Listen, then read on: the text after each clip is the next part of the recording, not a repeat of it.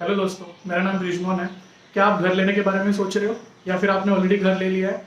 मैं कुछ आपको ऐसा टिप्स बताने वाला हूँ या फिर ऐसा कुछ इन्फॉर्मेशन शेयर करने वाला हूँ जो आपको आगे जाके आपको फ्यूचर में काम ही आएगा। ओके, ये वीडियो पूरा देखना एंड आई होप ये वीडियो आपको हेल्पफुल रहेगा। ठीक है, स्टार्ट करते हैं। सबसे पहले मैं घर के बारे में बात करता हूँ। घर हम लोग जब लेते हैं सब लाइफ में सबसे बड़ा ड्रीम रहता है सब लोगों का घर लेना। ओके, घर लेते टाइम पे हम लोगों को कुछ चीज़ों को चेक करना चाहिए, जो मैं आपको एक एक चीज़ बताता हूँ। ठीक है, सबसे पहला चीज़ है हम लोग को वहाँ का प्रॉपर्टी टैक्स, जो लोकल प्रॉपर्टी टैक्स रहता है वो अगर हम लोग रीसेल में ले रहे हैं तो हम लोग को प्रॉपर्टी टैक्स चेक करना चाहिए। ये गवर्नमेंट का वेबसाइट पे आपको मिल जाएगा। आप उनसे जिससे भी खरीद रहे हो उससे प्रॉपर्टी टैक्स का पेपर रिसिप्ट ले लो एंड आप ऑनलाइन चेक कर सकते हो कि उसका कोई प्रीवियस ड्यूज पेंडिंग तो नहीं है। ठीक है, सेम में दूसरा चीज़ आता है यूटिलिटी बिल्स। बेसिकली उसका कोई इलेक्ट्रिसिटी बिल है जो प्रीवियस मंथ का पेंडिंग रहेगा, और ये सारे पॉइंट्स है वो रीसेल ऑफ प्रॉपर्टी के बारे में बात कर रहा हूँ। उसमें आप यूटिलिटी बिल का भी ऑनलाइन आप चेक कर सकते हो, जिससे आपको ये पता चल जाएगा कि उसका कोई प्रीवियस आउटस्टैंडिंग तो नहीं है। ठीक है, थर्ड चीज आता है आपका मेंटेनेंस। सोसाइटी का जो मेंटेनेंस रहता है वो, या फिर सोसाइटी का कोई पेंडिंग ड्यूज है, बिकॉज आप जब घर लोगे आपको ये चीज ड्यूज क्लियर करना पड़ेगा। तो आपका वो ओनर जो जिससे आप खरीद रहे हो वो ये चीज क्लियर करेगा। उसी के बाद फोर्थ पॉइंट आता है हम लोगों का, सोसाइटी आपको एनओसी देगी। एनओसी बोलते तो नॉन ऑब्जेक्शन सर्टिफिकेट, जो आप घर खरीदने वाले हो। ओके, एनओसी में क्या होता है, एक फीस देना पड़ता है आपको सोसाइटी को, एंड वो बायर एंड सेलर 50-50% देते हैं। ओके, हमेशा आप जब एग्रीमेंट करोगे आपको ये इंश्योर करना है कि आप वो जो भी आपका प्राइस हो 50-50 रेशो में आप शेयर करो, या फिर आप ओनर से वो चीज पहले क्लियरिफाई कर लो। ओके, देन उसके बाद आता है प्रॉपर्टी का जो एग्रीमेंट कॉपी है, टाइटल सर्च है, या फिर जो भी टर्म्स एंड कंडीशन जो एग्रीमेंट जो आप बनाओगे। ठीक है, उसमें अगर आप एक्सपर्ट नहीं हो तो आप किसी एक्सपर्ट का हेल्प लो, आप प्रोफेशनल लॉयर को हायर करो, वो आपको ये चीज़ों में मदद करेगा, बिकॉज ये लाइक आपका one time deal in life में। मेक श्योर करो आप बहुत केयरफुली ये डिसीजन लो। एंड सेकेंडली, जब सोसाइटी में आप जा रहे हो तो आप सोसाइटी के बारे में आप पता कर सकते हो, लोकेलिटी के बारे में पता कर सकते हो।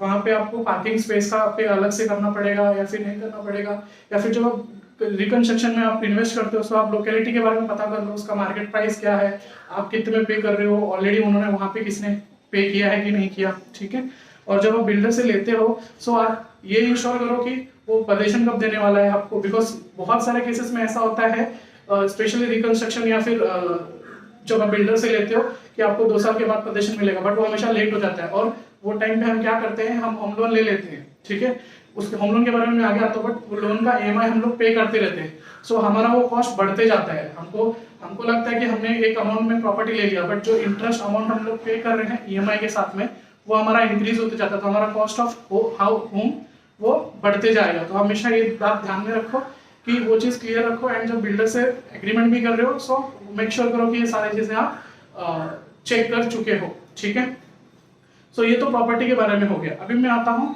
कि आप होम लोन लेने के लिए जब जाओगे, सिंस आप अप्लाई करने वाले हो, होम लोन के बारे में मिलने के लिए भी कुछ टर्म्स एंड कंडीशंस रहती है। ठीक है, सबसे पहले होम लोन के लिए आपको फर्स्ट पॉइंट रहता है आपका सिबिल स्कोर। आपको और कोई सिबिल, बेसिकली सिबिल क्या रहता है, आपका क्रेडिट स्कोर रहता है कि आपका क्रेडिट वर्दिनेस कितना है। ठीक है, उसमें आपका ये आता है कि बाकी भी प्राइवेट कंपनीज हैं जो क्रेडिट स्कोर आपका बताती है, बट वो वैलिड नहीं रहता है, आपका सिबिल स्कोर ही रहता है। सिबिल स्कोर आपका 300 to 900 रहता है। जितना आपका हायर लेवल पे रहेगा, एवरेजली ऐसा देखा जाता है कि 750 के अबव आपको रहता है, तो आपको होम लोन मिलने में बहुत ईजी रहता है। ठीक है, आप ये ट्राई करो, एंड उसको आप इम्प्रूव कैसे कर सकते हो, आप अपना कोई भी ईएमआई या फिर कोई भी चीज आप ईएमआई पे लेते हो, या फिर कोई भी आपका क्रेडिट कार्ड का पेमेंट है वो डिफॉल्ट ना करो। ठीक है, एंड टाइमली पे करो, and bar bar credit card के लिए या फिर होम लोन के लिए अप्लाई ना करो, बिकॉज इससे आपका क्रेडिट स्कोर खराब होता है। ठीक है, दूसरा चीज आता है इनकम प्रूफ।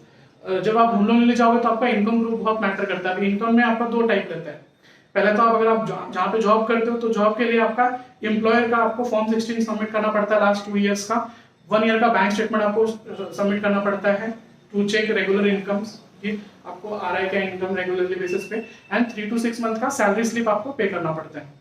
अगर आप बिजनेस में जा रहे हो आपको बिजनेस में आपको 2 साल मिनिमम 2 साल का, और कहीं कहीं बैंक में 3 साल का आईटीआर भी लगना पड़ता है। आईटीआर आपको सैलरी वाले पार्ट में भी सबमिट करना पड़ेगा आपको।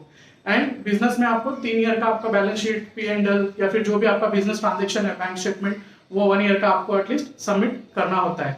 सो अगर आप बिजनेस कर रहे हो, सो आप ये चीज आप ऑलरेडी प्रिपेयर करा सकते हो अपने सीए से या फिर अपने कोई भी टैक्स एडवाइजर से जो आपको ये करने में हेल्प करे। ठीक है, नेक्स्ट पॉइंट आते हैं, जब आपका सिविल स्कोर अच्छा है, आपका इनकम प्रूफ आपका अच्छा है, देन आप जब भी अप्लाई करते हो, सो आप ये देखिए कि आपके पास ऑलरेडी कोई एग्जिस्टिंग लोन नहीं है। अगर एग्जिस्टिंग लोन होता है तो कैसा होता है, जब आप लोग को कोई भी बैंक लोन देती है ना, तो वो आपका दो चीजों देखती है कि आपका कितना एवरेज मंथली इनकम आता है। ठीक है, वो एवरेज मंथली इनकम का एटलीस्ट 50 to 65% आपका ईएमआई कैपेसिटी आप पे कर सकते हो। सो ऑलरेडी अगर आप कोई लोन पे कर रहे हो, पर्सनल लोन या फिर ये कोई लोन, सो आपका उसमें ये चीज चला जाता है, यूटिलाइज हो जाता है। सो आपको होम लोन के टाइम पे वो दिक्कत आएगा, तो उससे क्या होगा, आपका ईएमआई कम पार्ट आएगा, तो आपका लोन ड्यूरेशन में भी बढ़ सकता है। सो आप ये ध्यान रखिए कि आप सारे एग्जिस्टिंग लोन पे ऑफ कर चुके हो, सो दैट आप लोन की आपको बेनिफिट है।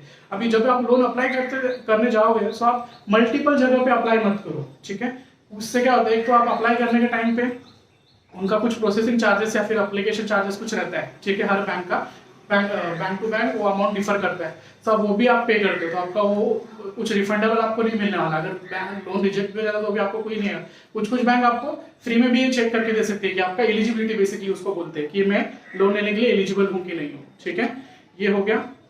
अभी जब लोन लेने जाओ तो ऑलरेडी अगर जो प्रॉपर्टी पे आप लोन ले रहे हो, फॉर एग्जांपल वो आप रीसेल में ले रहे हो और वो प्रॉपर्टी पे ऑलरेडी लोन है, सो बहुत इजीली आपको लोन मिल सकता है, क्योंकि अगर आप एलिजिबल हो सो प्रॉपर्टी भी ऑलरेडी लोन पे, मतलब प्रॉपर्टी का सारा वैल्यूएशन या फिर प्रॉपर्टी का सारा डिटेलिंग पेपर्स सब किसी ना किसी बैंक के पास है और उन्होंने प्रॉपर वर्किंग किया रहेगा या फिर उन्होंने प्रॉपर चेकिंग करके ही लोन इशू किया रहेगा। सो वो आपको बेनिफिट करता है अगर ऑलरेडी लोन पे है तो ये भी आप जब घर ले रहे हो तो आप ओनर से अपना क्लियरिफाई कर लो। ठीक है, नेक्स्ट चीज आती है कि आपका stamp duty and registration charges. So last year stamp duty and registration charges में गवर्नमेंट ने थोड़ा सब्सिडी दिया था, रेट रिड्यूस कम किए थे, बट अभी कोई ऐसा रिड्यूस रेट नहीं है। सो आपको स्टैम्प ड्यूटी 5 to 6% अप्रॉक्स आपको पे करनी होगी, एंड वो आपको ऑन पेमेंट करना पड़ता है, लाइक टैक्स पे करना पड़ता है जैसे। दूसरा आपको रजिस्ट्रेशन चार्जेस आपका डिपेंड करता है कि आपका प्रॉपर्टी वैल्यू कितना है। अगर 30 लाख के नीचे है तो आपका 1% आएगा, अगर 30 लाख के ऊपर है तो 30,000। तो इसको हम लोग ऐसा कर सकते हैं कि 1% और 30,000 व्हिचएवर इज लोअर, ये आपका रजिस्ट्रेशन चार्जेस आपको पे करना पड़ेगा।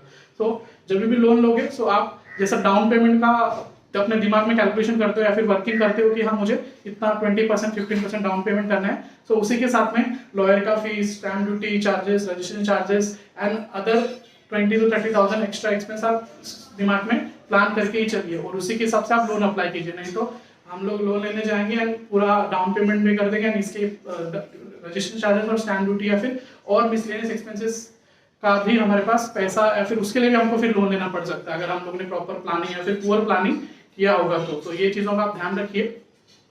देन उसके बाद जब भी आप लोन अप्लाई करते हो सो आपको ये चीज़ ध्यान रखना चाहिए कि आप हमेशा जॉइंट लोन के लिए अप्लाई करो। सो अगर आप सिंगल हो तो आप अपना लाइक मदर या फिर फादर के साथ जॉइंट लोन के लिए अप्लाई कर सकते हो, या फिर आप अगर मैरिड हो तो आप अपने स्पाउस के साथ लोन अप्लाई कर सकते हो। इसका ये बेनिफिट होता है कि अगर जो भी आपको टैक्सेशन बेनिफिट मिलता है, ठीक है, मैं आप आगे के वीडियो में वो कवर करूंगा, सो उसका बेनिफिट आपको इक्वली मिल सकता है। सेम बेनिफिट आपको मिलेगा, सेम आपके पार्टनर को मिलेगा या फिर जो जॉइंट ओनर है उनको मिलेगा। सो ये चीज़ बहुत हेल्प करती है एंड इसका कोई एक्स्ट्रा कुछ कॉस्ट नहीं है। ठीक है, सो मेक श्योर कीजिए ये आप हमेशा करें। एंड सेकेंडली अगर ओनर आपका सीनियर सिटीजन या फिर कोई फीमेल पर्सन है सो आपको इंटरेस्ट रेट में भी 0.05 या फिर 0.1% आपको बैंक टू बैंक आपको रेट ऑफ इंटरेस्ट में भी बेनिफिट इस चीज़ का मिलता है। सो आप ये हमेशा ध्यान रखिए। नेक्स्ट चीज़ आती है कि आप जब भी होम लोन के लिए अप्लाई कर रहे हो सो आप प्रधानमंत्री आवास योजना, ये गैस इंटरेस्ट सब्सिडी का गवर्नमेंट आपको पे करती है। ठीक है, सो आप इसके लिए भी अप्लीकेशन कर दे। हर बैंक के पास ये प्रोविजन रहता है कि जब आप होम लोन के लिए अप्लाई कर रहे हो सो आप साथ साथ में प्रधानमंत्री आवास योजना PMAY ये आप इंटरेस्ट सब्सिडी के लिए अप्लाई कर सकते हो। ये सब्सिडी आपको फॉर्म आप भर दोगे, लोन आपको रिम्बर्स हो जाएगा, उसके विदिन 6 to 12 मंथ्स के अंदर आपको सब्सिडी मिलता है। जब मैंने घर लिया था लास्ट ईयर सो मुझे ये विदिन 3 मंथ्स में मिल गया था और ये सब्सिडी का अमाउंट आपके इनकम रेंज पे कैटेगरी पे आपको डिफर करता है। सो वो आपको थोड़ा बाद में चेक करना पड़ेगा कि आपका इनकम कैटेगरी कितना है। मुझे अराउंड 2,67,000 का इंटरेस्ट सब्सिडी बेनिफिट मिला था, तो जब मेरे को मिला था तो मेरे प्रिंसिपल अमाउंट से वो अमाउंट कम हो गया था। सो ये हमेशा ध्यान रखिए। और ये इंटरेस्ट सब्सिडी आपको फर्स्ट टाइम बायर रहोगे तो ही मिलेगा, मतलब सेकंड लोन के लिए जाओगे तो आपको ये बेनिफिट नहीं मिलेगा। ओके, सो ये चीजें आप ध्यान रखिए। एंड दूसरा, आप जब ड्यूरेशन का जब आता है, जब लोन अप्लाई करते हो, सो इंटरेस्ट रेट तो मार्केट में जो कॉम्पिटिटिव इंटरेस्ट रेट रहेगा वही आपको मिलेगा। और इसमें मैं बताता हूँ, अगर आपका क्रेडिट स्कोर पुअर है, ओके, तो आपका इंटरेस्ट रेट बढ़ सकता है, बिकॉज आप हाई रिस्क कैटेगरी में आ जाते हो। सो आप वो भी हमेशा ध्यान रखिए कि जब भी मैं लोन प्लान करूँ तो ये चीज कर लूँ। दूसरा चीज, अभी मैं 2-3 पॉइंट बताऊंगा जो लोन लेने के बाद आपको ध्यान रखना चाहिए। So at the time of taking loan आपको ये कंफर्म नहीं है कि आपका ड्यूरेशन कितना होगा, वो आप bank based on your paying capacity, उसके हिसाब से आपका ड्यूरेशन डिफाइन होता है, एंड इंटरेस्ट रेट मार्केट के हिसाब से डिफाइन होता है, ठीक है। बट लोन लेने के बाद आपका क्या होता है, 6 मंथ तक आप रिपेमेंट नहीं कर सकते, रिपेमेंट ऑफ लोन का। सो वो टाइम पे आपको पूरा जो भी ईएमआई रहता है उतना आपको पे करना ही पड़ेगा। 6 मंथ के बाद बहुत सारे बैंक ऑप्शन देते हैं रिपे करने का, and as per RBI law आपको इंडिविजुअल जो रिपेमेंट होता है होम लोन का, सो उसके लिए कोई अलग से चार्जेस पे नहीं करना पड़ता। यूजुअली अगर पर्सनल लोन के आप रिपेमेंट चार्जेस चाहते हो या फिर कोई और लोन का रिपेमेंट करना चाहते हो बिफोर द टेन्योर, तो आपको कुछ चार्जेस पे करना पड़ता है क्लोजर के लिए। तो यहाँ पे वो बेनिफिट आपको मिलता है इंडिविजुअल के लिए। फिर भी आप बैंक से ये कंफर्म कर लीजिए, जैसे क्या होता है जब आपको इंटरेस्ट सब्सिडी आता है या फिर आपको खुद से रिपेमेंट करना चाहोगे बैंक में जाके, सो उसका कुछ प्रोसेस है क्या, बिकॉज बहुत सारे बैंक्स में क्या होता है, आपको रिटर्न कंसेंट देना पड़ता है कि मैं ये अमाउंट मेरा प्रिंसिपल से डालो या फिर ये अमाउंट मेरा प्रिंसिपल से रिड्यूस करो, नहीं तो वो लोग टेन्योर में आपको एडजस्ट करेंगे, या फिर टेन्योर में ना एडजस्ट करके आपका ईएमआई कम कर देंगे, या फिर तो उससे क्या होगा, आपका टेन्योर बड़ा ही रहेगा, तो आप इंटरेस्ट उतना पे ही करते रहोगे। सो ये छोटी छोटी चीजों का ध्यान रखोगे ना, तो आपका काफी आप इंटरेस्ट आपका ड्यूरिंग द लोन पीरियड आप बचा सकते हो, ठीक है। एंड लोन लेने के बाद आप ट्राई कीजिए, मतलब एटलीस्ट आपके पास अगर लिक्विड फंड अवेलेबल है तो एटलीस्ट 1 ईयर में आप 1 से 2 ईएमआई एक्स्ट्रा पे कीजिए। उससे आप, अगर आपका ड्यूरेशन 30 साल का है, तो आप आराम से 6 से 7 साल आप ऐसे रिड्यूस कर सकते हो, अगर आप 1 या 1.5 ईएमआई 2 ईएमआई आप रीपे करते रहोगे रेगुलर बेसिस पे, ठीक है। सो ये 2-3 पॉइंट्स थे जो मैंने आपको लोन लेने के बाद के बता दिए, ठीक है। अभी मैं आता हूँ आपको टैक्सेशन क्या क्या इन्वॉल्व होता है इसमें। सो पहला तो आपको टैक्स बेनिफिट मिलता है, ठीक है। सो टैक्स बेनिफिट आपको 2 चीज का मिलता है। ईएमआई में 2 कंपोनेंट रहते हैं, principal component and interest component. Principal component का आपको 1.5 लाख का एटीसी के अंदर डिडक्शन मिलता है। अगर आप जॉइंट लोन के लिए जाओगे तो 1.5 लाख का दोनों पार्टनर्स को ईच बेनिफिट मिलेगा। सो 3 लाख का प्रिंसिपल बेनिफिट मिल जाता है अगर आप जॉइंट लोन के लिए अप्लाई किए रहते हो। Same goes with interest. Interest का आपको अंडर सेक्शन 24B के अंदर 2 लाख का डिडक्शन मिलता है। अगर आपने जॉइंट लोन के लिए अप्लाई किया रहता है तो 2x2, मतलब अगर दो ओनर है तो 4 लाख का आपको ऐसा बेनिफिट मिल सकता है टैक्सेशन में, ठीक है। उसके बाद एक गवर्नमेंट ने एक 80E करके एक अलग से सेक्शन इंट्रोड्यूस किया है जिसमें आपको एडिशनल 1.5 लाख इंटरेस्ट का बेनिफिट दे रहे हैं अगर आप फर्स्ट बायर हो। और कुछ उसके कंडीशंस है, मैं 1-2 कंडीशन आपको बता देता हूँ। जैसे कि आपका stamp duty value of the property below 45 lakh होना चाहिए। आपका लोन फ्रॉम 1 अप्रैल 2020 से 31 मार्च के बीच में सैंक्शन होना चाहिए। और ये फॉर्म अभी भी, ये स्कीम अभी भी चल रही है। सो आप अभी भी लोन लोगे तो भी आपको 80E का इंटरेस्ट, एडिशनल इंटरेस्ट का बेनिफिट मिल जाएगा, ठीक है। उसमें जो घर रहेगा उसका एरिया साइज का भी एक कंडीशंस है, जैसे 600 स्क्वायर फीट के नीचे होना चाहिए। अगर आप मेट्रो सिटीज में हो या फिर नॉन मेट्रो सिटीज में हो तो आपको 900 स्क्वायर फीट के नीचे होना चाहिए। तो वो भी बात आप ध्यान में रखो, ठीक है।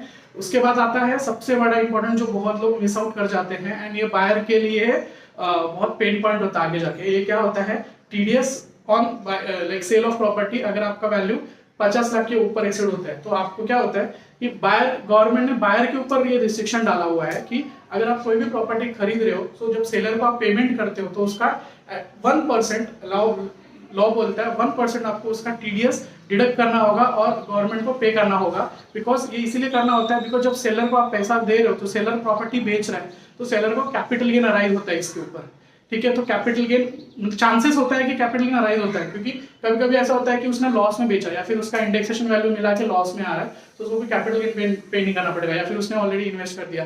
ये कैपिटल गेन के ऊपर भी मैं एक अलग वीडियो बनाऊंगा इन कमिंग डेज। सो उसमें आपको कैपिटल गेन के बारे में आपको मैं पूरा डिटेल में बता दूंगा आपको, ठीक है।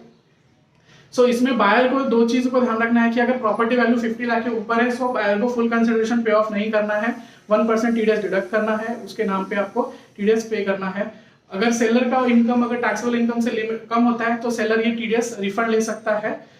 सो ये दोनों के लिए बेनिफिशियल है और ये आपका एग्रीमेंट का पार्ट भी होता है, ठीक है। सो ये बातों का ध्यान रखिए। सो ये वीडियो में इतना ही। आई होप आपको ये कंटेंट या फिर आपको इन्फॉर्मेशन थोड़ा कुछ एक 2 एडिशनल पॉइंट आपको हेल्प हुआ रहेगा। और मैं ऐसे ही वीडियो और लाता रहूँगा। अगर आपको ये वीडियो अच्छा लगे सो आप प्लीज़ लाइक कीजिए, आपके फैमिली मेम्बर्स या फिर फ्रेंड के साथ शेयर कीजिए जो लोग होम लोन लेने के बारे में सोच रहे हो। ठीक है, thank you once again for watching this, thank you.